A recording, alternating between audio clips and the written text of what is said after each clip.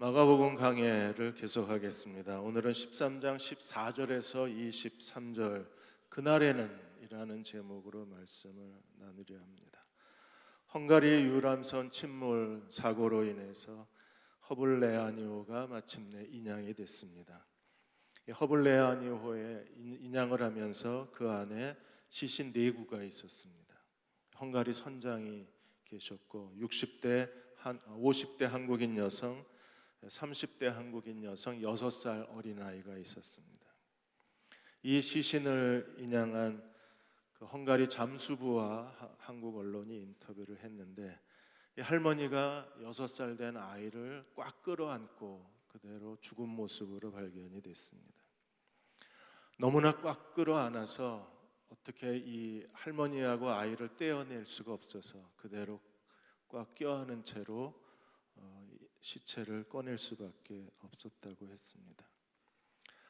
젊은 부부가 맞벌이를 하면서 이 딸을 외할머니, 외할아버지에게 맡기고 이 아이가 외할아버지, 외할머니 손에서 큰 거예요. 그게 너무나 고마워서 이번에 효도 관광 여행을 온 건데 그 여행의 마지막 여행이 되고 말았습니다. 끝까지 할머니가 그 외손녀를 끌어안고 마지막 죽음의 그 자리까지 그 아이를 끌어안은 채 죽은 모습을 발견낸 것을 보고 하나님의 사랑이 이와 같지 않을까 하는 생각이 들었습니다. 하나님 우리를 사랑하시되 이 할머니보다 더 큰 사랑으로 우리를 사랑하고 계십니다. 그리고 또 하나, 이렇게 사랑이 가득한 이 가정에 왜 이런 고통이 임해야 하나? 이렇게 다정한 가정에 왜 힘든 가정에 더 고통스러운 일이 있어야 하는가? 마음이 너무 아팠습니다. 하나님은 사랑하는 그의 자녀들에게 왜 고통을 허락하실까요? 그리고 오늘 하나님은 왜 그 예루살렘 돌로 만든 성전을 다 멸망시키시고 불태워버리시고 무너뜨리는 이유는 과연 무엇일까요? 이제 옛 언약 시대가 끝나고 새 언약 시대가 시작이 되었는데, 옛 언약 시대가 끝나고 새 언약 시대가 시작됐다는 가장 중요한 징조가 바로 예루살렘 성전의 멸망입니다. 요한복음 2장 19절에 예수님이 이렇게 말씀하셨습니다. 너희가 이 성전을 무너뜨려라. 내가 사흘 만에 다시 짓겠다고 말씀하셨어요. 이제 돌로 만든 성전 시대가 끝나고 예수 그리스도의 몸으로서의 새 성전 시대가 시작이 된 겁니다. 하나님이 일하시는 하나님 나라 법칙이 무엇입니까? 하나님은 멸망 그 이후에 구원이 있고 심판 그 이후에 하나님의 새로운 창조가 있고 무너뜨리시고 그리고 일으키시는 것이 하나님이 하시는 일입니다. 예레미야를 통해서 주님이 예레미야 1장 10절에 이렇게 말씀하셨어요. 내가 오늘 너를 여러 나라와 여러 왕국 위에 세워. 하나님이 예레미야를 선지자로 세우신 목적이 어디 있습니까? 내가 그것들을 뽑고 파괴하며 파멸하고 넘어뜨리고. 그게 선지자가 할 일의 전부인가요? 아니요. 하나님이 왜 뽑으시고 파괴하시고 파멸하신 이유가 어디 있습니까? 하나님은 새로운 것을 건설하시고 새로운 것을 심기 위해서 먼저 무너뜨리시고 다시 심으시는 하나님이십니다. 예루살렘 성전 멸망, 새 시대의 시작입니다. 예루살렘 성전 멸망, 구시대가 끝났다는 증거입니다. 어떻게 예루살렘 성전이 멸망되는지 오늘 본문에서 주님이 말씀해 주셨어요. 먼저 13장 14절에서 18절까지 예루살렘 성전이 멸망할 때에 큰 환난, 전쟁이 일어날 것을 경고하셨습니다. 13장 14절에 예루살렘 성전이 멸망할 때의 징조에 대해서 설명하시기를 멸망에 가증한 것이, 혐오스러운 것, 역겨운 것이 서지 못할 곳에 선 것, 하나님의 성전에 선 것을 보거든 예루살렘 멸망이 가까이 온 거예요. 읽는 자는 깨달으라고 말씀하셨습니다. 이 예언은 다니엘서 12장 11절의 예언입니다. 이미 다니엘을 통해서 주전 168년 전에 이미 이루어진 예언을 다시 반복하고 계신 거예요. 시리아의 안티오쿠스 4세, 안티오쿠스 3세가 아주 강력한 그 왕이었습니다.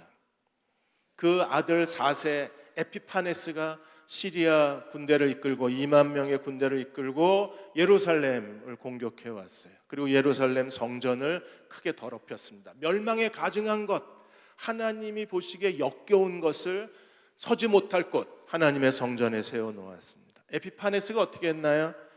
하나님의 성전에 그들이 섬기는 제우스와 주피터 신전을 세우고 그리고 돼지 피로 하나님의 제단에서 자기 신에게 제사를 드렸습니다. 하나님이 가증히 여기시는 우상을 세우고 하나님이 부정하게 여기시는 돼지 피로 그들의 신에게 제사를 드림으로 하나님의 성전을 더럽혔어요. 이제 예루살렘 멸망의 때에 똑같은 일이 다시 일어날 것을 주님이 경고하신 겁니다. 이걸 예언의 다중성이라고 합니다.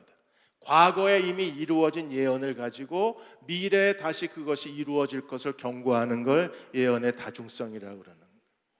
그럼 멸망에 가증한 것은 과연 무엇일까? 학자들은 모두 4가지를 설명합니다. 그 첫째가 멸망에 가증한 것이 그 종말주의자들이 말하는 것처럼 적그리스도로 해석하는 분들이 계십니다. 멸망에 가증한 것이 하나님의 성전, 그래서 적그리스도가 하나님의 성전에서 자기를 하나님이라고 높일 때가 종말의 때라고 말합니다.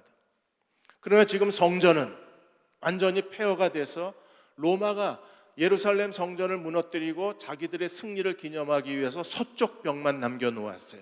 이 예루살렘 서쪽 벽이 한 60m 정도 되는데 이 서쪽 벽을 우리가 통곡의 벽이라고 그러는 겁니다.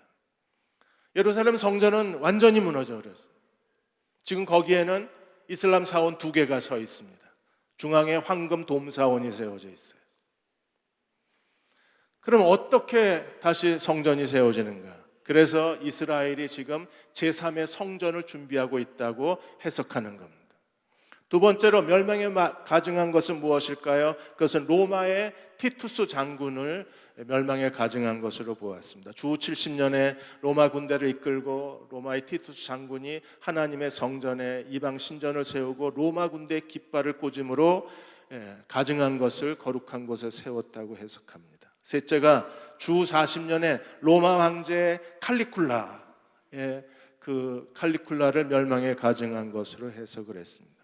로마의 이 미치광이 황제 칼리쿨라는 자기의 얼굴상을 하나님의 성전에 세울 것을 지시를 했습니다. 다행스러운 것은 그 명령이 시행되기 전에 로마 황제 칼리쿨라가 죽음을 당합니다. 네 번째 해석은 유다 전쟁이 발발했을 때 주 68년, 69년도에 그 로마에 대항하기 위해서 전쟁을 하면서 유다의 열심당원들이 하나님의 성전을 군사기지화했습니다.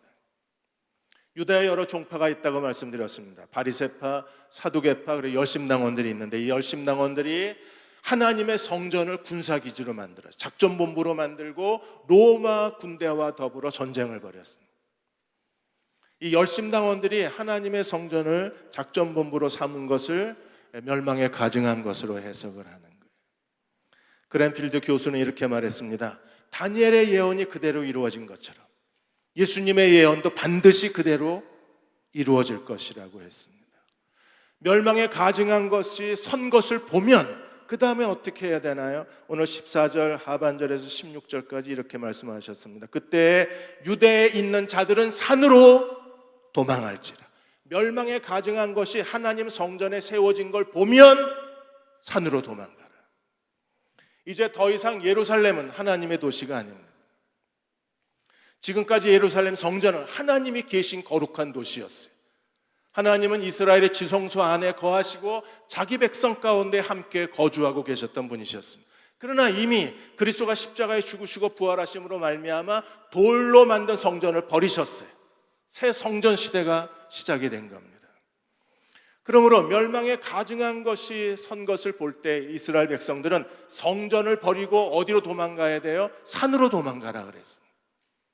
이제 더 이상 예루살렘에 머물 수가 없는 거예요. 하나님이 예루살렘을 버리셨기 때문입니다. 실제로 요세푸스의 증언에 의하면 유대 그리스도인들이 이미 초대교회가 세워지고 그리스도인들이 주님의 예언의 말씀을 기억했다가 멸망이 가증한 것이 서지 못할 곳에 선 것을 보면 이 말씀을 기억했어요. 주 40년에 로마 황제 칼리쿨라가 자기의 얼굴상을 예루살렘 성전에 세운다는 말을 듣고 예루살렘 멸망의 때가 아닌가 긴장을 했습니다. 그런데 칼리굴라가 죽었어요. 그리고 주 68년, 69년에 열심당원들이, 유다 종파 열심당원들이 예루살렘 성전을 군대 작전본부로 삼고 로마 군대와 전쟁을 벌이는 걸 보고 당시의 유대 그리스도인들이 요단강을 건너 필라 땅으로 도망갑니다. 예수님이 말씀하신 것처럼 산으로 도망을 간 거예요. 그리고 2년 뒤에 로마의 티투스 장군에 의해서 예루살렘은 완전히 멸망을 받고 맙니다. 전쟁이 일어나면 어떻게 하라고 말씀하셨나요? 그 예루살렘 멸망이 얼마나 긴박하고 두렵고 그리고 얼마나 빠르게 전개되는가를 주님이 이렇게 설명하셨어요. 15절에 지붕 위에 있는 자는 내려가지도 말고 집에 있는 무엇을 가지고 가질러 들어가지도 마라. 유대인들의 지붕은요, 가족들이 쉬는 공간입니다. 우리 아파트의 거실과 같은 용도를 갖고 있어요. 전쟁이 나서 피난을 가려면 제일 먼저 해야 될 일이 뭡니까? 집안의 귀중품을 챙기고 집문서 챙기고 예금 통장 챙기고 그리고 먹고 살 걸 준비하고 나가야 되잖아요. 그런데 얼마나 예루살렘 멸망이 빠르게 전개되는지를 주님이 비유로 말씀하시기를 지붕에 있는 자가 귀중품을 가지러 집안에 내려가지 말라는 거예요. 그리고 16절에 밭에 있는 자가 겉옷을 가질러 뒤로 돌이키지 말라 그랬어요. 밭에서 농사하는 사람이 겉옷을 벗고 농사를 짓습니다. 농부가 겉옷을 벗어놓은 그 겉옷이 한 2km 밖에 있나요? 20km 밖에 있나요? 불과 몇십 미터 뒤에 있습니다. 그럼에도 불구하고 그 겉옷을 가질러 뒤로 돌이키지 말라는 겁니다. 그만큼 빠르게 예루살렘 멸망이 그들에게 임할 것을 주님이 경고하신 거예요. 그리고 17절에 이렇게 말씀하셨습니다. 그날에는 아이 벤 자들과 젖 먹이는 자들에게 화가 있을지로다. 왜요? 임신한 여자와 그리고 젖먹이 아이들은요, 기동력이 없습니다. 빠르게 움직일 수 없습니다. 전쟁이 빠르게 덮치고 그리고 환란이 덮쳤을 때 제일 불행한 사람들, 제일 힘든 사람들이 바로 임신한 여자와 젖먹이일 수밖에 없는 거예요. 이 환란이 가져오는, 전쟁이 가져오는 비참한 현실을 그대로 묘사한 겁니다. 예루살렘 멸망은 정말 무서운 멸망이었어요. 예루살렘 성전과 온 도시가 다 불타버렸습니다. 도시가 다 불타버리고 그리고 예루살렘에서 무려 110만 명의 사람이 로마 군대에 의해서 살해를 당해서 성 밖으로 다 시체가 내던져졌습니다. 그 환란이 너무나 빠르게 전개되어졌기 때문에 주님께서 경고하시기를 산으로 도망가라. 집으로 내려가지도 마라. 그리고 겉옷을 가질러 뒤로 돌이키지도 말라고 말씀하신 거예요. 그리고 하나 더 중요한 것을 말씀하시기를 18절에 이 일이 겨울에 일어나지 않도록 기도하라 그러셨어요. 이스라엘의 겨울은요, 비가 많이 내립니다. 비가 많이 내리면 도망하기가 너무 어렵습니다. 산에서 피신 생활하기가 너무 어려워요. 그래서 주님이 너희는 기도하라. 무엇을 위해서요? 이 환란이, 이 전쟁이, 이 멸망이 겨울에 일어나지 않기를 기도하라. 우리가 환란에 대한 하나님의 놀라우신 긍휼하심을 보게 됩니다. 우리가 기도하면 하나님은 환란의 때를 바꿔주시겠다는 거예요. 겨울에 임하지 않도록 기도하면 이 전쟁이, 이 환란이 겨울에 임하지 아니하도록 하나님께서 자기 백성을 돌보시겠다는 겁니다. 그러므로 기도해야 합니다. 우리가 사는 동안에 어려움이 있고 힘든 일이 있고 고통스러운 시간들이 있습니다. 그럴 때 우리가 해야 될 중요한 일이 무엇입니까? 하나님 앞에 겸손하게 엎드려 간절히 기도하면 하나님이 환란의 계절을 바꾸어 주시듯이 하나님은 우리에게 하나님의 모든 시간을 조정해 주시고 그리고 하나님의 섭리를 우리 가운데 성취해 주실 것입니다. 그러므로 어려울 때 우리가 해야 될 가장 거룩한 일은 기도하는 일입니다. 미국의 한인교회에서 존경받는 목사님 중에 한 분이 정인수 목사님이십니다. 이분이 미국에 유학 중에 하나님의 부르심을 받아서 그래서 전공을 바꾸고 신학을 해서 이제 목사가 되고 세크라멘토의 그 캘리포니아 세크라멘토에서 개척을 하시고 이제 1995년도에 애틀란타에 있는 연합 장로교회에 담임 목사로 청빙을 받으셨어요. 거기서 21년을 사역하시고 2016년도에 선교지를 갔다 오시고 갑자기 쓰러지셔서 심장마비로 하나님의 부르심을 받았는데 정말 아까운 목사님이셨습니다. 미국의 동남부 지역에서 1200명이 모이는 교회를 성장을 일궈내신 거예요. 미국의 한인교회에서 1000명이 모이면 대형 교회입니다. 이분이 그렇게 되기까지는 기도로 목회를 하신 거예요. 리더십에 대한 책을 3권 쓰시고 자기가 목회하면서 겪었던 일들을 그 책에 남겨놓으셨는데 2005년 6년경에 그분이 이제 교회 교인이 너무 많아져서 예배당이 너무 좁은 거예요. 예배당을 더 크게 증축을 하든지 아니면 그 당시에 애틀란타가 미국 한인들에게 굉장히 투자하기 좋은 지역이었어요. 그래서 한인들이 많이 그 애틀란타로 이사를 갔습니다. 신도시가 생겨났어요. 그런 시기에 여기에 건물을 크게 짓든지 아니면 새로 신도시로 이전하는 게 좋겠다는 생각이 들어서 당회를 열고 당회원들에게 이 제안을 했는데 교회가 둘로 당회가 갈라진 거예요. 한쪽은 그냥 여기에 있자는 사람하고 또 한쪽은 신도시로 가자는 사람들로 갈라진 거예요. 의견이 대립되더니 서로 고함을 지르기 시작하고 그리고 결국에 몇 달이 지나지 않자 교회가 분열 위기에 빠진 겁니다. 그때 하나님 앞에 기도하다가 정인수 목사님이 모든 회의를 다 중지시키고 교회의 모든 모임을 중지시켰어요. 그리고 기도만 합시다. 그래서 그때부터 6개월 동안 교회가 예배로 모일 때마다 하나님 앞에 기도하고 또 기도했습니다. 6개월이 지나 어느 날 새벽 기도를 마치고 목사님이 기도하는데 성령께서 정인수 목사님 마음에 이제 기도의 분량이 찼으니 너는 신도시로 이전을 추진해라. 그래서 주일날 예배 마치고 당회를 소집을 했습니다. 그리고 하나님이 주신 마음을 나누었어요. 이제 기도의 분량이 찼으니 신도시로 이전하라는 주님의 지시가 있었는데 어떻게 생각하십니까? 격렬한 논쟁이 있을 거라고 생각을 했습니다. 또다시 교회가 힘든 시간을 보낼 거라고 예상을 했는데 놀랍게도 모든 당회원이 다 찬성을 하고 한 사람만 반대를 했어요. 모든 사람이 이미 한 마음이 되어져 있었습니다. 재직회도 다 순종하고 동의하고 교인들도 다 순종하고 동의해서 그래서 애틀란타 신도시에 교회를 크게 세우고 교회가 급성장하기를 시작을 한 겁니다. 우리가 기도할 때 하나님이 목적하신 바를 이루시고 우리가 기도할 때 하나님은 흩어진 마음을 하나로 만들어 주실 수 있습니다. 우리가 어려운 시간을 겪었지만 그러나 다시 하나가 될 수 있습니다. 이제부터 저희도 기도하는 일에 마음을 다 쏟는다면 하나님은 대형 침례교회를 다시 하나가 되게 하시고 하나님 거룩한 목적에 합당한 교회로 다시 회복시켜 주실 것이고 우리는 하나님의 영광을 위하여 새로운 그릇으로 놀랍게 쓰임받을 수 있을 것입니다. 이제부터 마음을 모아서 기도에 힘써 주시는 저와 여러분이 되시기를 주의 이름으로 기원합니다. 19절 20절에 그럼 환난의 때에 하나님이 어떤 일을 하시는가 다시 한번 환난의 때에 대해서 설명을 했어요. 19절에 그날들은 환난의 날이 될 것입니다. 예루살렘에 전쟁이 일어나는 그날은 환난의 날이 될 것이에요. 어느 정도의 환난일까요? 환난의 날이 되겠습니다. 하나님께서 창조하신 시초부터 지금까지 이런 환난이 없었고 후회도 없으리라.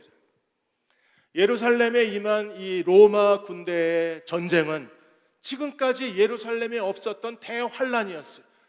왜 지금까지 없었던 환난입니까? 예루살렘이 통째로 다 붕괴되어 버리는 거예요. 예루살렘은 이제 폐허의 도시가 되고 완전히 불타버린 도시가 되고 사람이 살 수 없는 죽음의 도시가 되고 예루살렘에 하나님이 떠나버리셨어요. 그러므로 로마의 군대에 의해서 예루살렘은 이제 완전히 이전에도 없고 이후에도 없는 대환난의 날이 된 겁니다. 그럼 우리는 어떻게 해야 되나요? 20절에 이렇게 말씀하셨어요. 만일 주께서 그 날들을 감하지 아니하셨다면 모든 육체가 구원을 얻지 못할 것이거늘 자기의 택하신 자들을 위하여 그 날들을 감하셨느니라. 하나님의 놀라우신 긍휼하심을 보십시오. 대환란이 덮쳤습니다. 창세로부터 지금까지 이런 대환란이 없었습니다. 예루살렘은 완전히 죽음의 도시요, 불타버린 도시요, 예루살렘은 모든 게 다 망가져버린 폐허의 도시가 되었습니다. 그런데 하나님이 어떻게 하셨나요? 그 날들을 하나님께서 환란의 때를, 환란의 시간을 줄여주셨다는 거예요. 왜요? 택하신 자들의 구원을 위해서. 오늘도 우리가 기도할 때 하나님은 어떤 분이십니까? 그 택하신 환란의 시간을 감소시켜 주시고 환란의 날들을 줄여 주시는 하나님이십니다.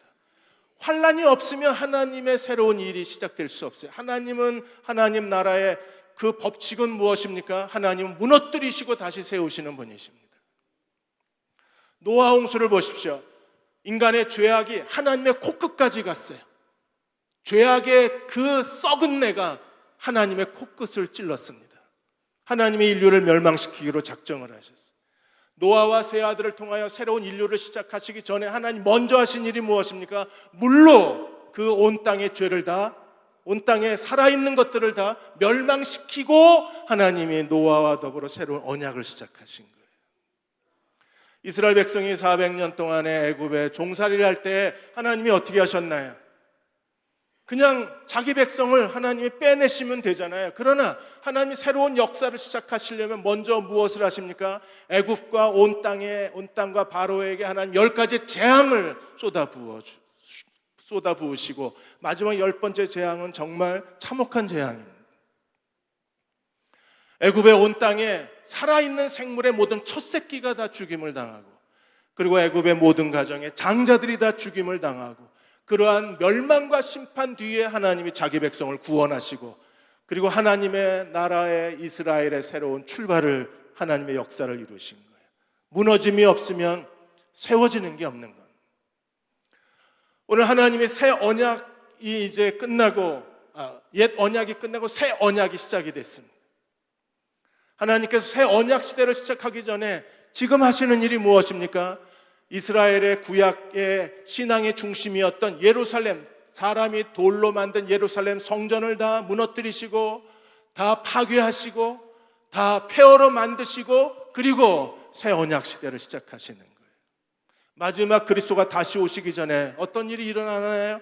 베드로후서 3장에 보시면 옛 하늘과 옛 땅을 하나님이 다 불태워 버리시고 뜨거운 불에다 체질이 녹아지고, 그리고 새 하늘과 새 땅의 역사를 시작하시는 분이십니다. 하나님 왜 우리에게 고난을 주시나요? 시련을 주시는 이유가 어디 있습니까? 그 고난과 시련을 통해서 하나님 우리에게 새로운 일을 하시겠다는 겁니다. 우리에게 하나님이 하시고자 하는 새로운 그분의 계획이 있어서, 그래서 우리에게 시련이 있고 질병이 있고 재정적 압박이 있고, 그리고 오래 기도해도 기도가 응답되지 않는 가장 중요한 이유는 하나님이 이 고난을 통해서 내 인생에 하시고자 하시는 그분의 뜻이 있는 거예요. 그러므로 기도해야 합니다. 기도하면 환난의 시간을 줄여주시겠다 그러셨어요.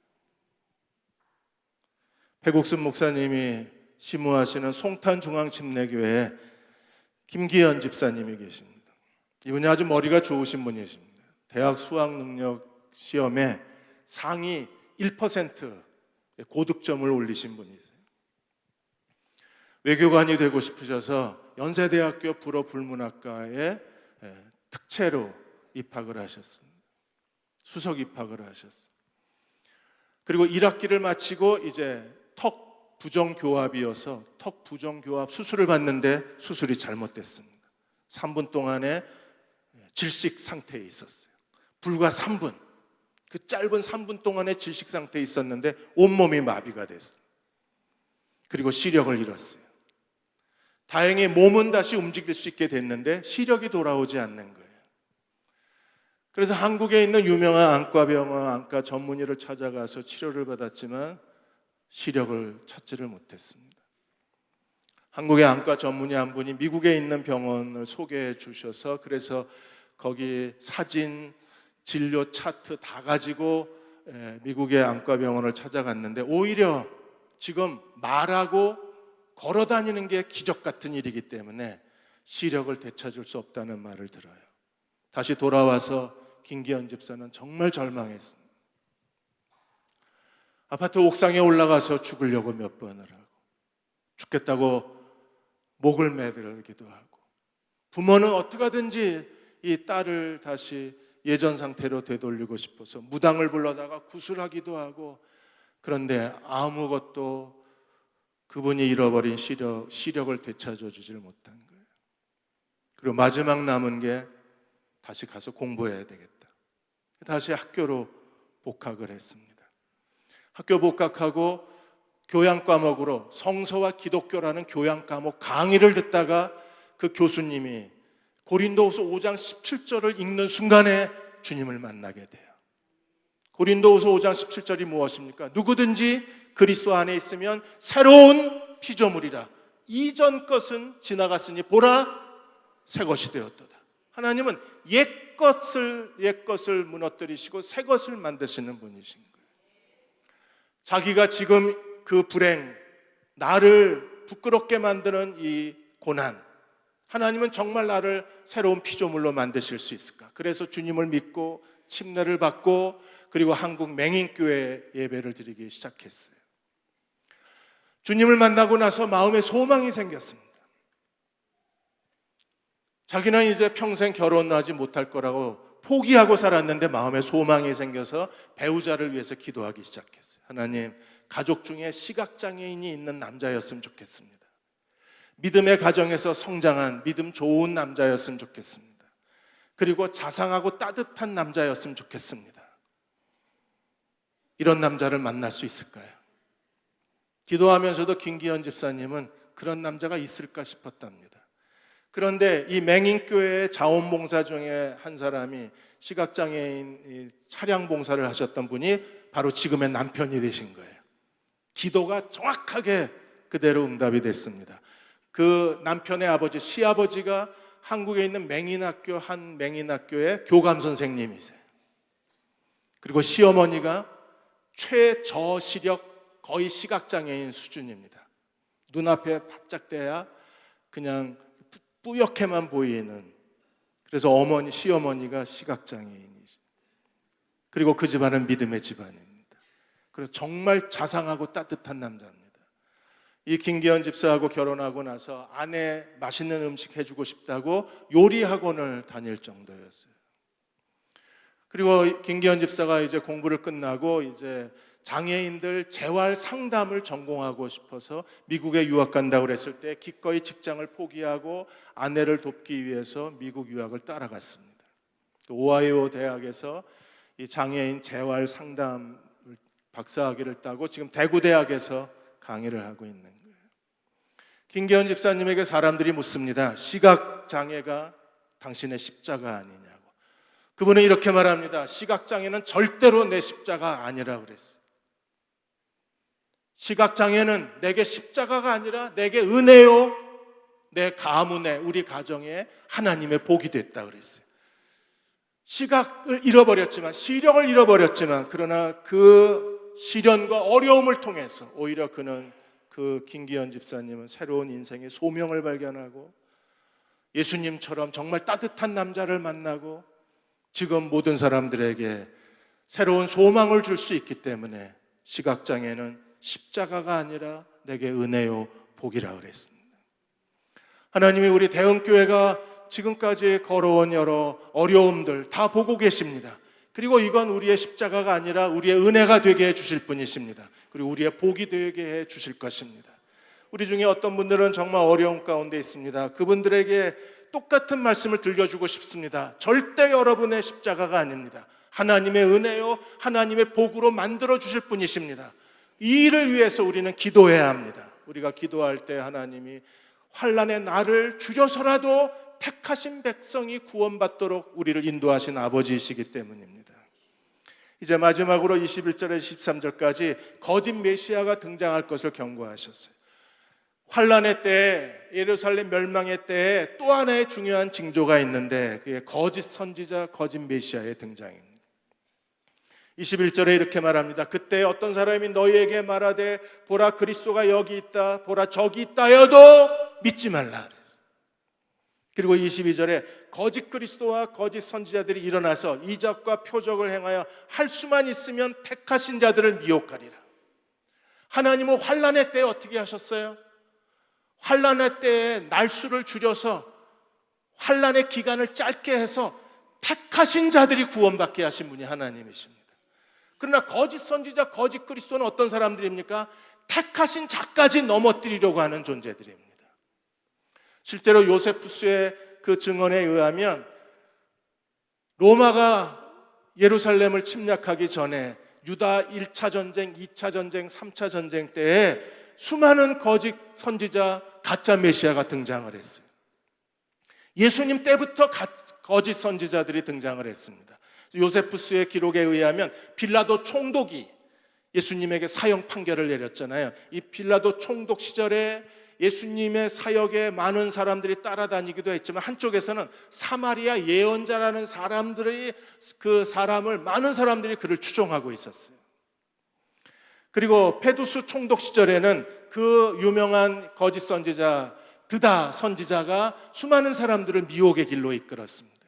사도행전에 나오는 그 펠릭스 총독, 바울을 재판했던 펠릭스 총독 시대에도 수많은 거짓 선지자들이 나와서 많은 유다인들을 혼란시키고 미혹에 빠지게 하고 그리고 곁길로 가게 만들었습니다.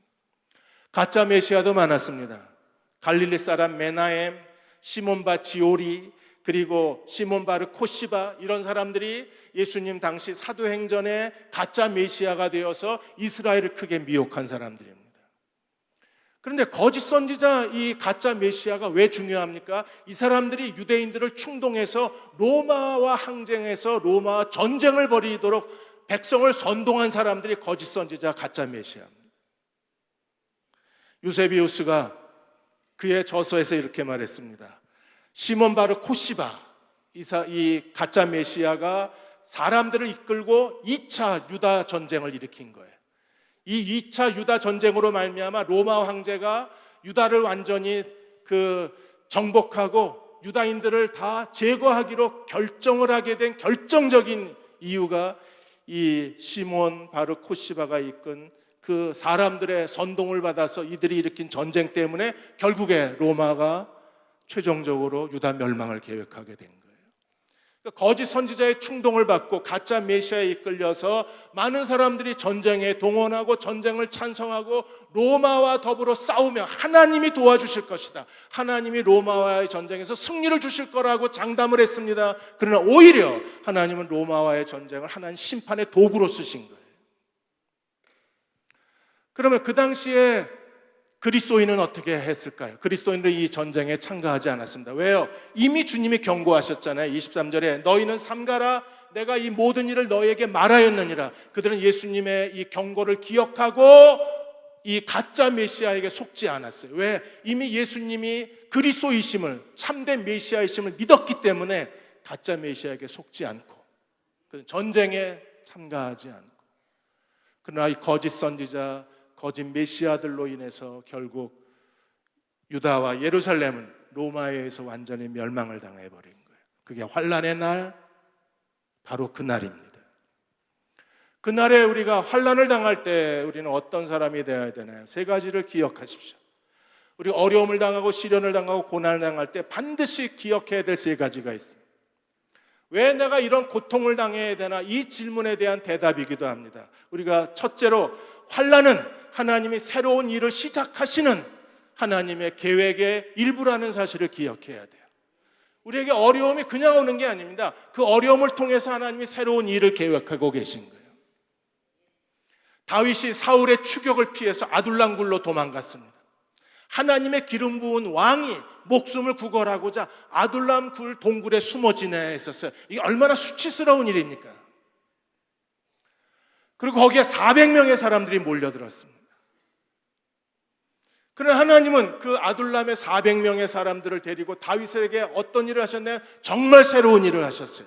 나중에 다윗이 이스라엘의 왕이 되었을 때 다윗의 정부의 행정, 다윗의 정부의 군사, 다윗의 정부의 종교, 모든 일, 다윗을 그 예수 그리스도의 메시아의 나라로 만들어낸 결정적 사람들이 어떤 사람들이었습니까? 아둘람 굴에서 만났던 400명이 다윗의 정부의 핵심 인사가 된 거예요. 고난은 고난으로 끝나지 않습니다. 반드시 하나님이 새로운 일을 하시는 거예요. 두 번째 기억해야 될 일이 있습니다. 하나님은 기도하는 자들의 환난의 계절을 바꿔주시거나 환난의 기간을 줄여주신 하나님이십니다. 이 일이 겨울에 일어나지 않기를 기도하라. 그리고 하나님은 긍휼하심을 베풀어 주셔서 택하신 자들의 구원을 위하여 환난의 날을 줄여주신 하나님이십니다. 오늘 우리가 기도할 때 하나님 우리의 환난의 날을 줄여주실 거예요. 우리가 감당할 수 있는 환경으로 인도해 주실 것입니다. 겨울에 일어나지 않도록 기도해라. 우리가 감당할 만한 환경으로 하나님 만들어 주실 것입니다. 환난을 당할 때 기억해야 될 세 번째 중요한 일이 무엇입니까? 환난의 때에 우리는 거짓 유혹을, 거짓 것을 주의해야 합니다. 제가 지금까지 목회하면서 안타까운 분들이 계셨습니다.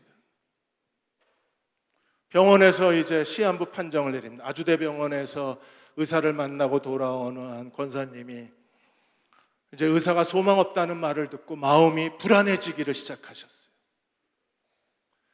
그냥 하나님 평소대로 예배하시고 그리고 새벽에 나와서 기도하시라고 그랬는데도 불구하고 마음이 초조해지셨어요. 그래서 골목 예언자들을 찾아다니기 시작하셨습니다. 가서 예언을 받으시고 예언하는 분들마다 하나님이 낫게 하실 거라고 그러고 많은 헌금을 요구를 했습니다. 그러다가 결국에는 기도원까지 올라가서 어디 가서 안수기도 받으면 낫는다더라. 그리고 거기 기도 받으러 가셨다가 거기서 하나님의 부르심을 받습니다. 집으로 못 돌아오시고 거짓 것을 주의하라 그러셨어요. 그럼 우리는 어떻게 해야 되나요? 환난의 때 우리가 해야 될 중요한 일이 뭐예요? 끝까지 예수님을 바라보고 예수님을 의지하고 주님께 더 신실한 예배자로 하나님을 섬겨야 합니다. 그럴 때 하나님이 우리의 기도를 들어주실 거예요. A.W. 토저가 이것이 성공이라는 책에서 절대로 하나님과 흥정하지 마라 그랬습니다. 우리가 하나님 앞에 종이를 꺼내놓고 하나님 이만큼 주시면 내가 이만큼 하나님께 드리겠다고 그렇게 하나님과 흥정하지 마라. 하나님은 흥정의 대상이 아니라 그랬어요. 하나님은 하나님의 법칙대로 움직이시는 분이라고 그랬습니다. 하나님의 법칙이 뭐예요? 우리가 큰 걸 얻으려면 큰 대가를 치러야 합니다. 큰 대가를 치르지 않고 적은 대가를 치르고 편안하고 쉽게 하나님의 복을 받을 수는 없는 거예요. 대가가 커야 그래 하나님 주시는 은혜도 크고 대가가 클수록 하나님 주시는 하나님의 복도 큰 거예요. 저는 이제 확신합니다. 대흥침례교회에 하나님은 분명히 놀라운 복과 은혜를 더하여 주실 것입니다. 왜냐하면 너무 큰 대가를 치르셨기 때문입니다. 하나님이 제게 말씀하셨어요. 우리는 그냥 하나님 앞에 소모되어져 가는 존재들입니다. 사역자라는 것은 복음과 하나님 나라를 위해서 소모되는 사람들.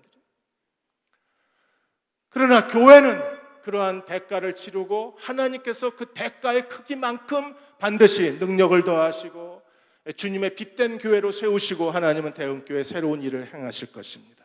그 확신이 제 안에 있습니다. 고난당하는 여러분의 인생에도 하나님 똑같은 일을 하실 거예요. 시련의 크기만큼 하나님 우리에게 주실 복의 크기도 큰 거예요. 어려움이 큰 것만큼 하나님이 우리에게 주시는 그분의 은혜도 큰 거예요. 그러므로 하나님 앞에 엎드려 기도해야 합니다. 여러분의 가정에 어려움이 왔을 때 우리가 하나님 앞에 그 어려움을 인하여 하나님을 찬송하고 감사할 수 있어야 합니다. 왜냐하면 이제 하나님 축복이 시작되는 거기 때문에요. 하나님이 내게 뭔가 새로운 일을 시작하셨다는 증거입니다. 그러므로 끝까지 인내하고 기도함으로 하나님의 축복의 자리에 서는 저와 여러분 되시기를 주의 이름으로 축원합니다. 사랑하는 교우들의 마음을 주님이 위로하여 주옵소서. 마음의 아픔과 또 상처와 실망과 슬픔이 하나님 다 그 보혈로 씻어주시고 성령으로 새롭게 하여 주옵소서. 무능하고 부족한 목사들 때문에 교인들이 상처받지 않기를 구합니다. 부족한 저로 인해서 일어난 모든 일을 주님이 용서하시고 위로하시고 긍휼하심을 베풀어 주셔서 하나님 대흥교회에도 새로운 일을 행하여 주시고 그리고 교우들의 가정마다 하나님의 새로운 섭리가 시작되게 해 주옵소서. 고난당할 때마다 어려움이 있을 때마다 절망하고 주저앉지 않게 해주시고 하나님 앞에 엎드려 기도하는 믿음의 종들 되게 도와주옵소서. 지금 우리를 죄에서 구원하신 우리 주 예수 그리스도의 은혜와 하나님 아버지의 큰 크신 사랑하심과 성령의 위로하고 도우신 은혜가 오늘 함께 주일 예배 드리고 돌아가는 모든 교우와 가정과 자녀들 위해 지금부터 영원히 함께 하시기를 간절히 축원하옵나이다. 아멘.